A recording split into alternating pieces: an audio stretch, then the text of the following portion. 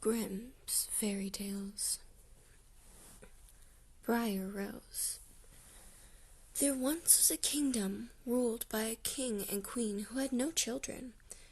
The king and queen were saddened because they wanted children very much. One day, as the queen was taking a bath, she spoke of her wish again.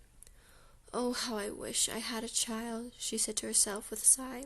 Suddenly a frog jumped out of the bath of water and said, "You shall have your wish, O queen. Within a year you will have a baby girl." And he hopped away. Sure enough, before a year had passed, the queen gave birth to a beautiful little girl. The king and queen had everyone in the kingdom, and everyone in the kingdom were overjoyed. The king had a great feast prepared to celebrate the occasion. He invited all the members of his family, all his friends, and all the wise men and women in the kingdom. Among the wise people in the kingdom were 13 fairies who lived together. These fairies could eat only from the gold plates. The king, however, had only 12 gold plates, so he invited only 12 fairies. The 13th fairy had to stay home. This made her very angry. The feast was magnificent. When it was over, the 12 wise fairies gathered around the baby's cradle to present her with their gifts.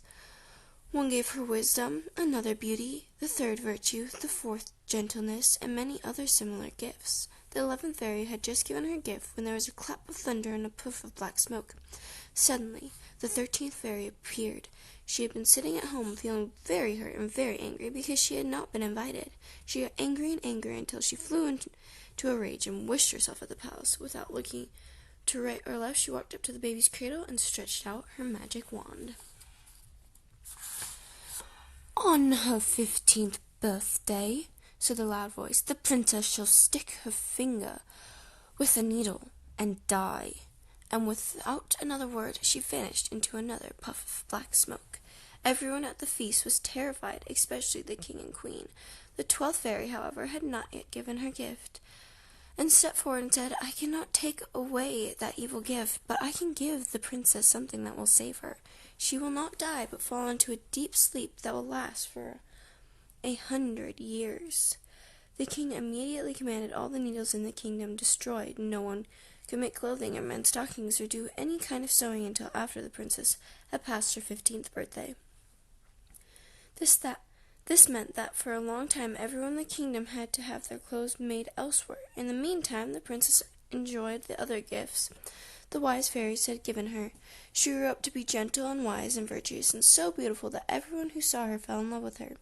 On her 15th birthday, the king and queen were hunting, leaving the princess in the palace. Not a needle, not even a pin, had been seen in the kingdom for 15 years, and they felt sure that the danger had passed.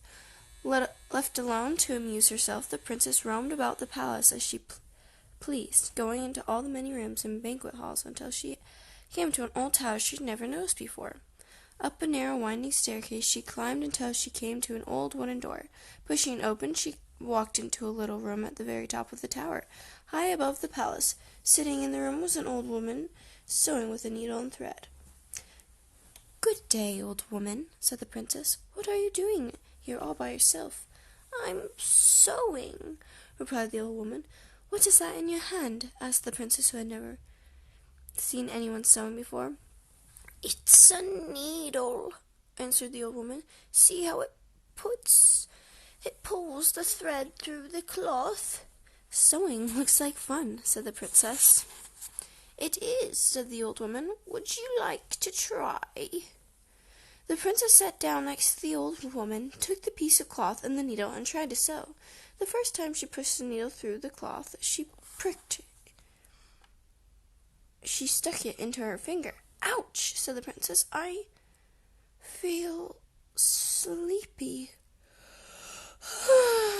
She began to yawn and rub her eyes. "Sewing tires you," said the old woman. "Why don't you lie down and sleep a while?"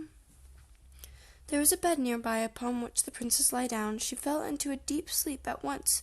So did the entire palace. The king and queen, who had just returned from the hunt, fell asleep on their thrones. All around them their lords and ladies were sleeping too. The palace dogs went to sleep while wagging their tails.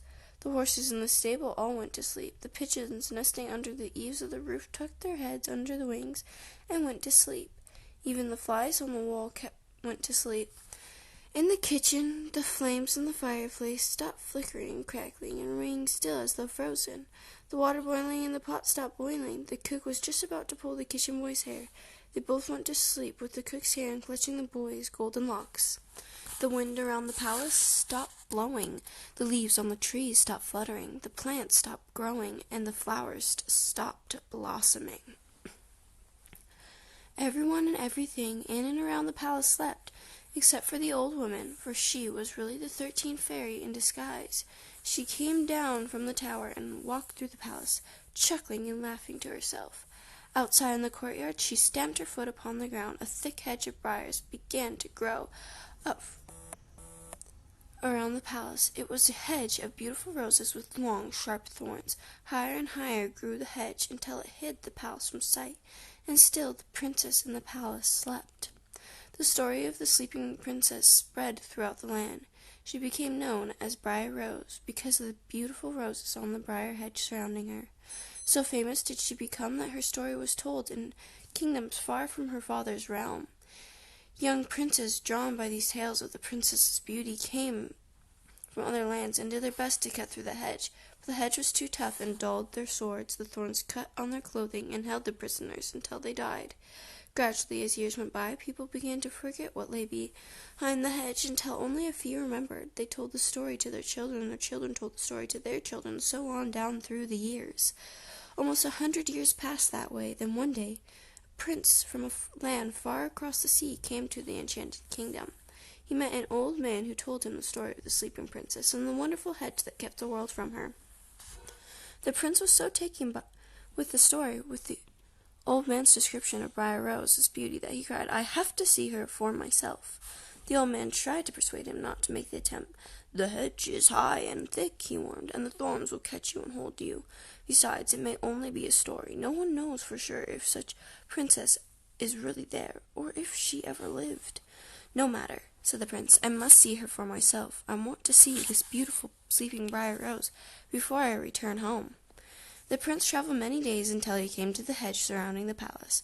He arrived on the very day that the 100 years of the fairy's spell was to end, the very day on which the princess was supposed to wake up. As the prince came near the hedge, the thorns turned into flowers, and the branches of the hedge turned aside to let him pass. In the palace courtyard he saw soldiers lying on the ground asleep. In the stables he found horses sleeping in stalls. Up under the eaves of the roof he saw pigeons with their heads nestled under the wings, fast asleep. Inside he walked past sleeping servants and saw the king and queen asleep on their thrones, surrounded by their sleeping attendants. He continued on through the palace until he came to the winding staircase that led up the old tower. Up the stairs he went and opened the old wooden door. When he entered the tower room, on the floor lay a piece of cloth, and beside it a needle and thread. There on the bed lay a Brier Rose, the sleeping princess. Never had the prince seen anyone so beautiful. He fell in love with her at once. Bending over, he kissed her. As he did so, the princess's eyelids began to flutter. She opened her eyes and looked up at him and smiled. He helped her from the bed, and they went downstairs together, hand in hand. As soon as they walked into the throne room, the king and queen woke up. They rubbed their eyes and stretched their arms as though they had been asleep for a long time. All about them the lords and ladies of the courtroom woke up too. The horses in the stable woke up and neighed for food, for they were hungry after their long sleep. The palace dogs woke up and wagged their tails. The flies on the walls began to crawl and fly about. In the kitchen the fire crackled and burned again. The water went back to boiling. The cook woke up and finished pulling the kitchen boy's hair. He cried, "Ouch!" and wished that he was still asleep. Everyone in the palace was as young as they had been 100 years before, for the enchanted sleep had kept them from going old. Soon after there was a wedding at the palace. Brier Rose and her prince were married, and he took her away into his own kingdom, where they lived happily for many years. The king no longer forbade needles, and everyone went back to sewing clothes and darning socks again. Because of their long, long rest, the king and queen and all their court were known as the brightest, most wide-awake people in the whole world. And that is the end of the story Brier Rose, told by the Grimm brothers. Thank you all for joining me, and I will see you for the next story.